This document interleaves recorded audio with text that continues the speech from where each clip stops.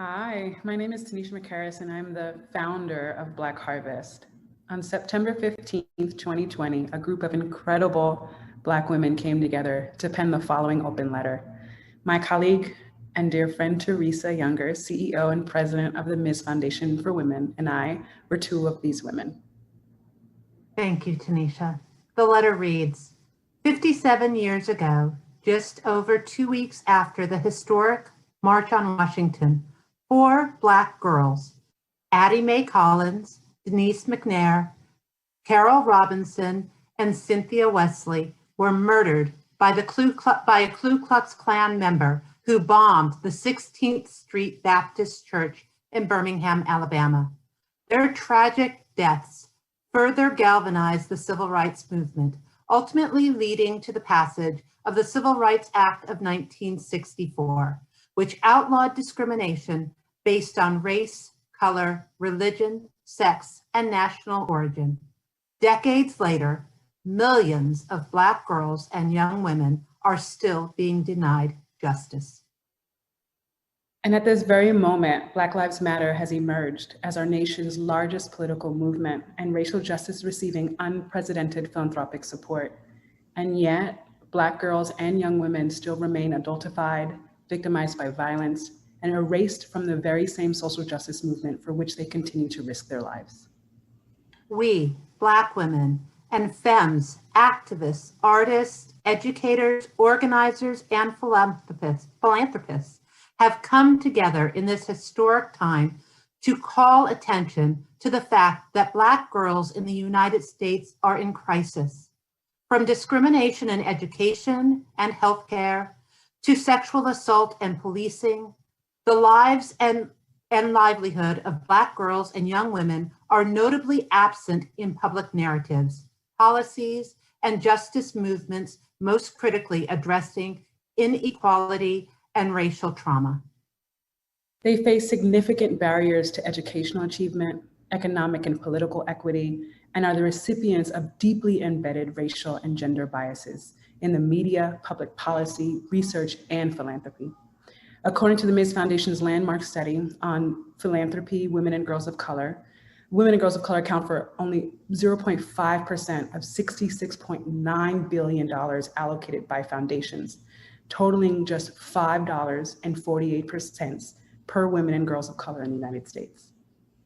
This needs to end now. We believe that by investing $1 billion in Black girls and young women over the next decade, we can make the biggest change possible. We know that all social justice efforts benefit when we place a value on Black women and girls and the lives and their leadership. I remember when we were writing this, Tynesha, and just how powerful it felt to have that conversation going on and to know all these years later, after the death of those 4 little Black girls, that we are still seeing young women and girls victimized in this country every day. So, as we step back and look at this moment in time, as you said when we started, you and I are friends and colleagues in this movement space, but what does Black girl freedom mean to you? And what is your Black girl freedom dream? I love that question. I often start, when I think about Black girl freedom, I start with the body and the ability for every Black girl's body to be safe, to be sacred, to be protected, that the Black girl body can move in the world, even dance in the world, and to be honored and to have dignity. And then I go to Black girls' dreams, that Black girls have not just the capacity, because Black girls have the capacity, we dream, they dream all the time. Our dreams actually, have made the world a better place. Mm-hmm. Our dreams are something that is continued to also be seen as sacred and loved and seen as value as they are. My Black girl freedom dream is that no Black girl is put in any kind of box, whether it's our bodies or our minds or our dreams, and that we could really feel free to be and exist in all of the ways that our magic and amazingness should be allowed to. Um, That. so Teresa, I have a question for you. So tell me, what are other efforts and initiatives speak to this need? Talk about all that you're doing. Well, I have the privilege and the honor of being the president and CEO at the Ms. Foundation for Women. And as part of that opportunity to lead the largest, oldest public women's foundation in the world, I have had the opportunity to lift up and call to question in philanthropy what we are doing for women and girls of color. So for me, this opportunity is our chance to just lean hard into a conversation that says, if we can dream, we can be.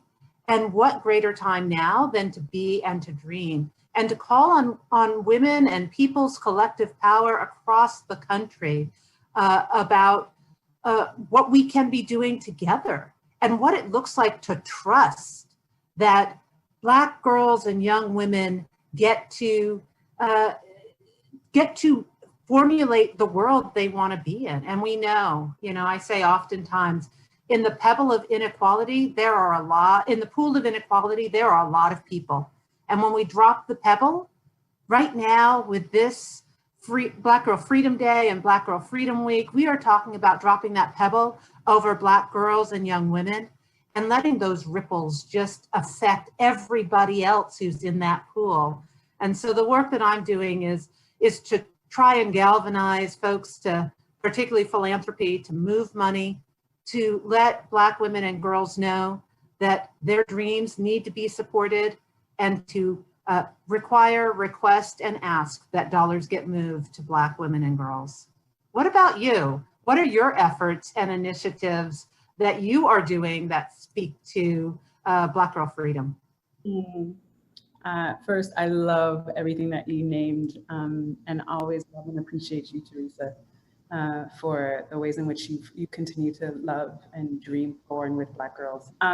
Like all of us, doing the most and doing all the things.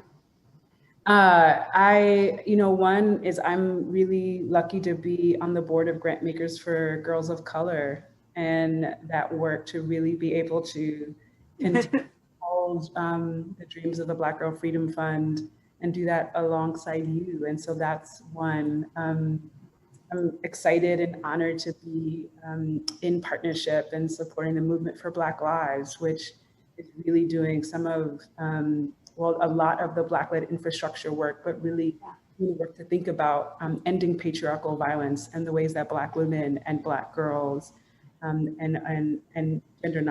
gender expansive young people, trans young people deserve to show up in all of our Black freedom and should be centered as such. And then I am, along with you, really about the business of figuring out how do we move resources to movements that are centering Black girls, that are led by Black girls, that is, one, not allowing for our gaze to not stay on, that it's making sure our gaze stays on Black girls. So who are the movements that are centering the ways in which the educational system harms our young people, Black girls, the way in which the state and criminal justice systems harm Black girls, the ways in which systems and structural violence often harms our girls, but we don't talk about it. We don't have language for it. So really working to support folks who are thinking about resourcing movements that can keep their gaze on Black girls, the way systems harm Black girls, but are also imagining all the ways in which Black girls can create alongside those who love and support them, like Black women like us, to create kinds of systems in which they can fully be free and thrive. Yeah.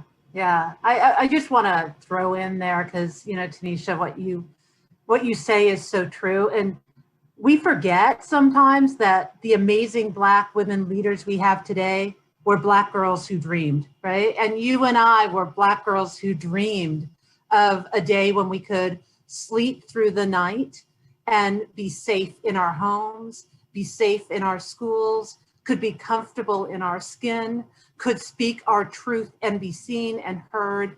And, we would not have today, the life-saving work of the Black women in Georgia who saved our democracy had they not been Black girls who somebody believed in somewhere.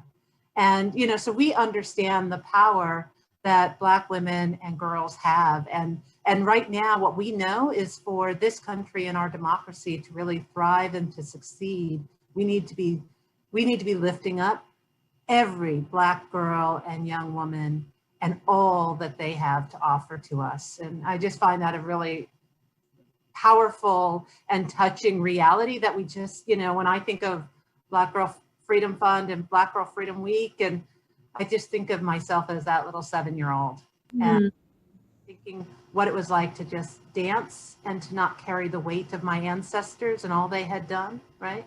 And how do we create a different world for them? I love that you said that. I mean, you look at any corner of liberation work in this country and around the world, and you see Black girls. Like you see Black girls front line at protest lines. You see Black women who were Black girls who are leading movements. You see Black girls and Black women who, like, you see it, like that everything that we think of in terms of justice and freedom for all of our people. It is Black girls who are often there thinking about it, dreaming about it, fighting it, and we deserve to be able to resource and support their leadership. But the other piece that you named that I love is we shouldn't just be supporting Black girls because the nation or the world relies on their leadership. We should also be supporting them because they are valuable. They deserve to feel love, they deserve safety, they deserve to be sacred, and they deserve to be safe because they are valuable regardless of whatever they decide to do and whatever they decide to dream their lives up to be, which we know Black girls are. Whatever they dream their lives up to be beautiful because yeah.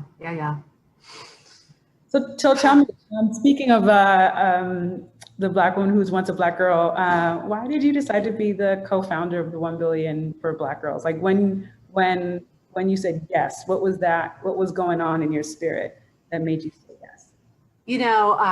It's so interesting because I don't know that I said no. When I was called, and we are called.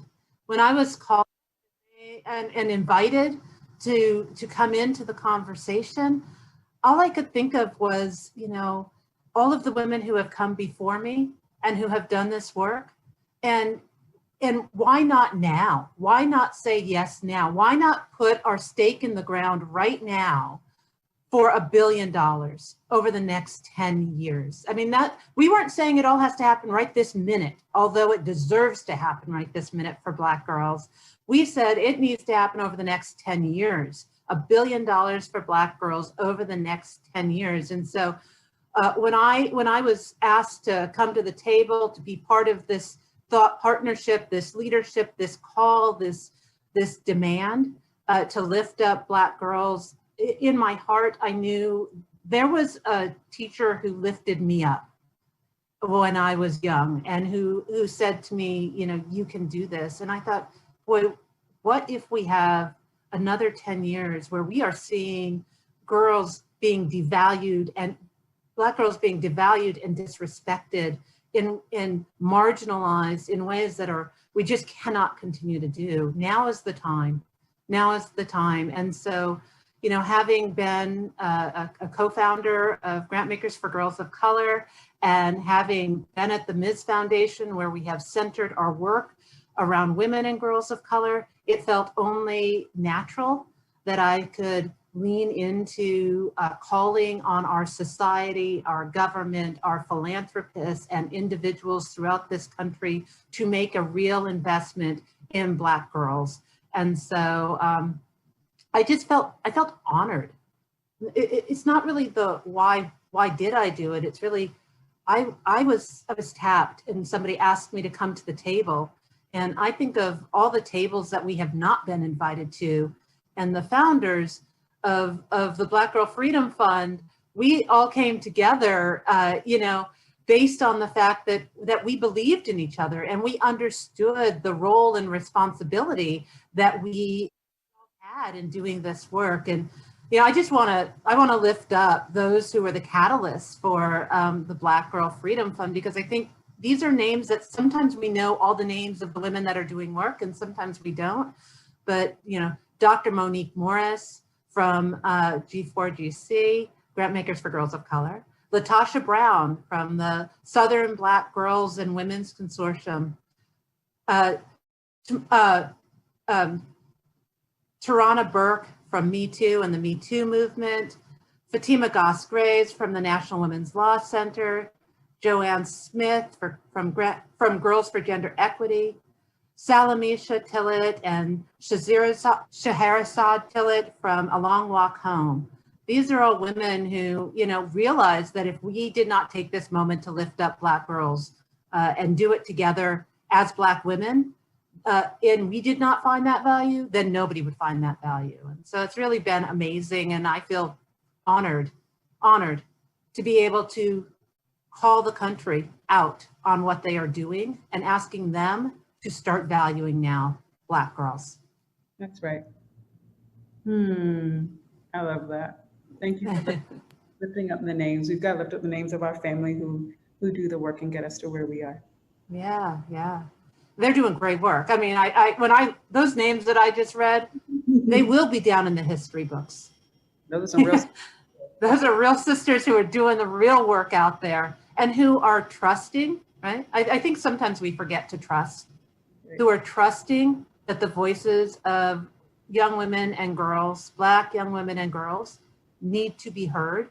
And oftentimes what we are just trying to do is create the space and get out of the way for their voices to be heard. That's right. And the reality is that, these are folks who have been working with, for, and every day for Black girls in so many different ways. So there's something about the power of all of your names. I know when I saw all of your names together, it filled me up. It gave me a little pep in my step. One of the things that I know, folks are talking, like the 1 billion for Black girls, that feels really important for me. And a few things, I think. One, there is no price.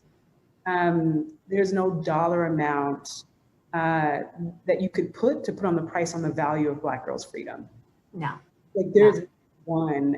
And I think in the world that we live in which so often we need resources in this current system in order to support our work, to fund our movements, to be able to challenge some of these barriers so that folks can be resourced and whole to do that work. Black girls are the least likely to receive those resources.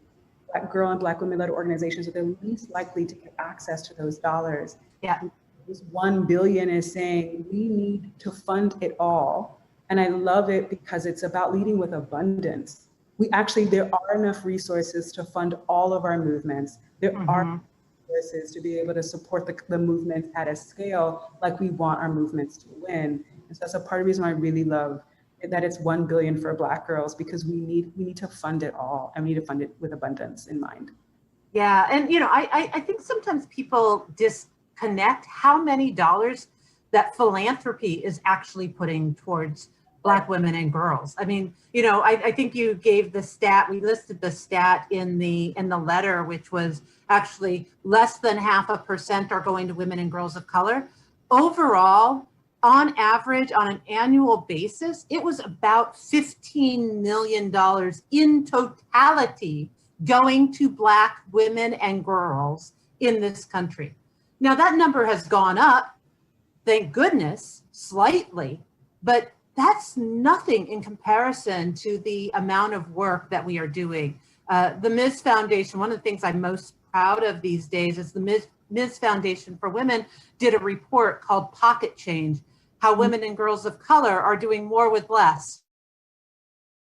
Have to. Yes.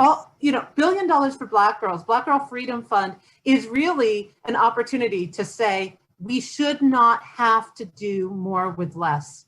We are valuable enough to not put a price on it, and we should continue to invest in it. We should be able to, what we found in that report was that oftentimes organizations didn't even know that philanthropy would fund them, didn't know that they could say that they were working with Black women and girls, didn't even acknowledge that, that they were getting so few dollars. And in fact, other women and girl-led organizations were getting much more than Black women and girls were getting.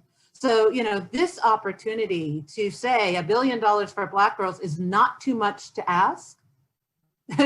I mean, if you think about how much money transpires in this country, $1 billion over the next 10 years is not too much to ask.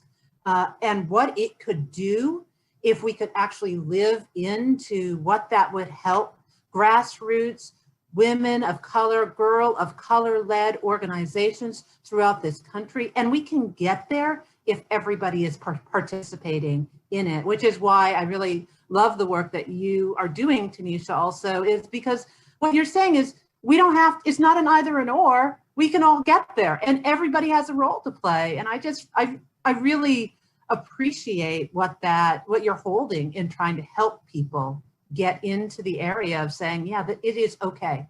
It is okay. The Black girl's dream. Thank you, Teresa. You know, I think, you know, part of that is naming, like, this is all movements in this moment. Clearly we've learned so much, but all movements are in alignment.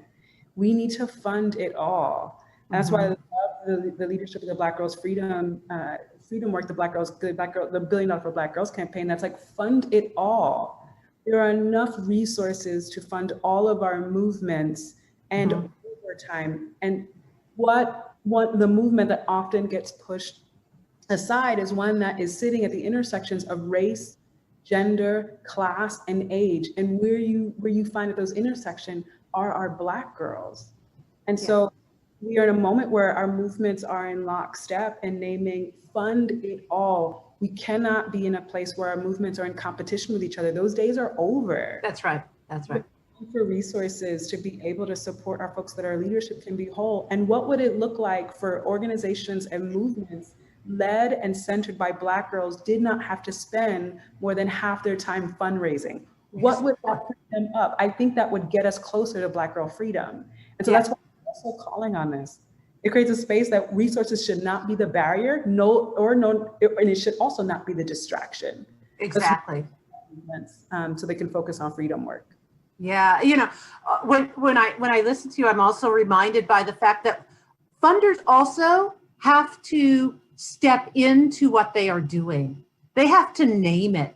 What we have done with $1 billion for Black girls is we have named it. We have said it is worth investing $1 billion in Black girls, right? You have to name it. You have to let people know that you are funding it and that you are investing in it.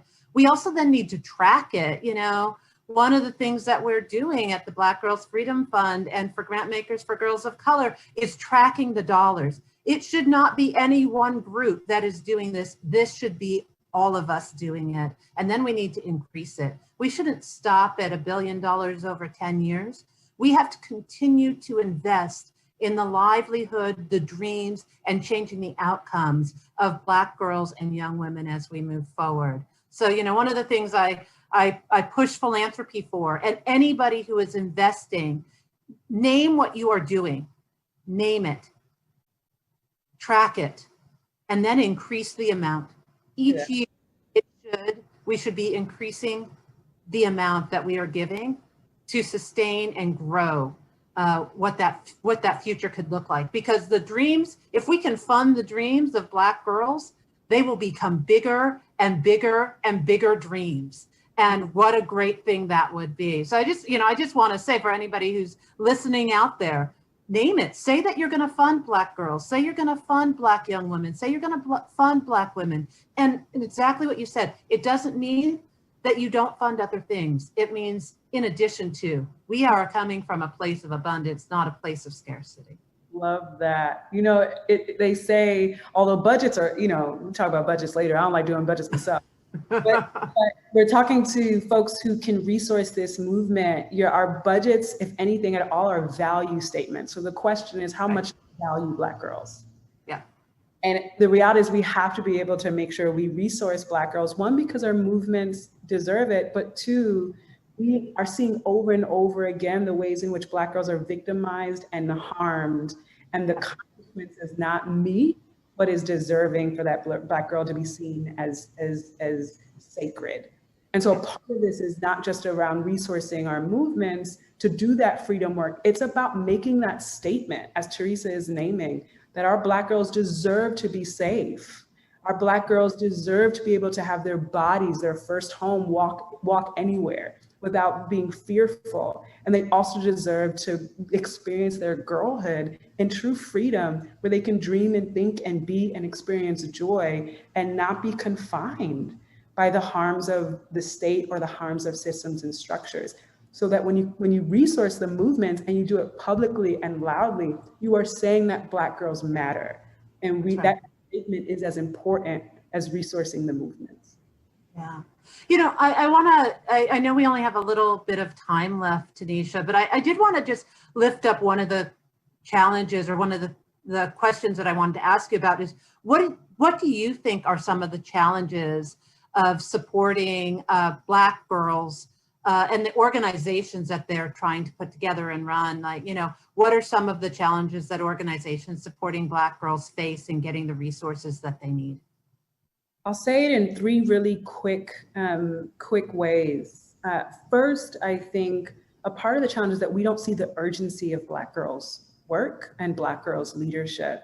And in many ways, that's because we don't have an analysis around the ways that race and gender and age, but the ways that race and gender in particular work together to harm. And so if we don't understand a thing, we don't know why we need to address it. We don't have a sense of urgency. And so I think that's one, folks, it's the awareness and the analysis on what the challenges are and how girls are harmed. And if we knew that, then we actually would solve racism and sexism at the same time. Hey, you can't, I always say you can't do racism half-assed, so you need a gender analysis. Get it? Never mind.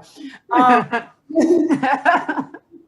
think that the second piece is that oftentimes Black girls organizations are led by Black girls and led by Black women. And too often, philanthropy has a history of not trusting the leadership of Black women and Black girls, and often only funding, if it's funded at all, the labor of Black women or the labor of Black girls to go do a thing or win a thing, but not the leadership of Black women and girls to actually start, create, and run their own organizations and movements. And it's time to really fund Black girls' leadership and not just their labor.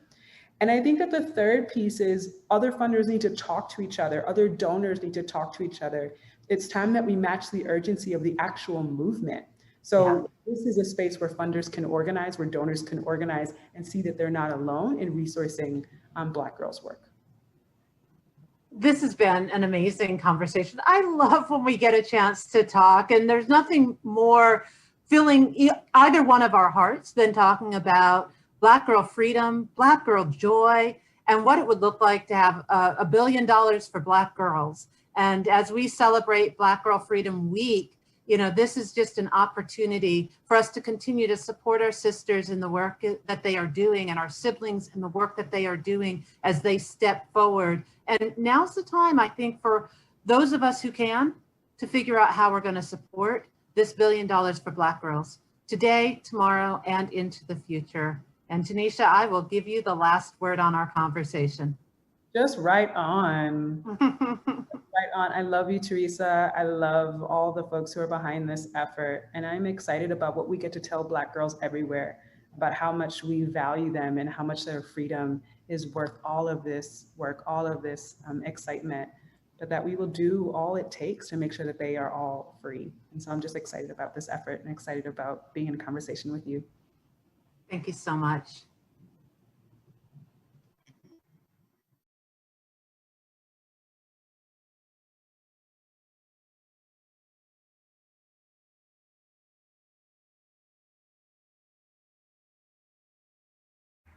Hello everyone, I'm Soleil. Thank you for tuning into the first ever Black Girl Freedom Week. Did you know that the Black Girl Freedom Fund is calling for the investment of $1 billion in the lives of Black girls and their families over the next 10 years?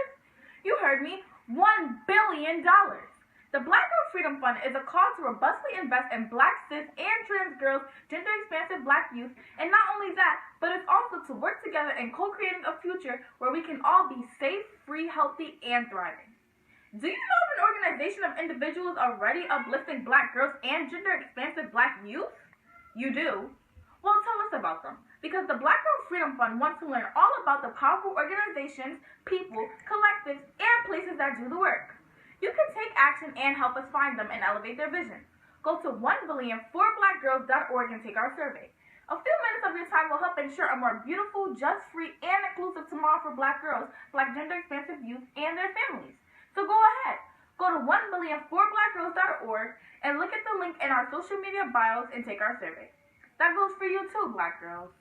We get to share what we're doing and what we're experiencing that's shaping the lives of our sisters and siblings. The survey will be live throughout Black Girl Freedom Week only, so be sure to spread the word. See you during the week.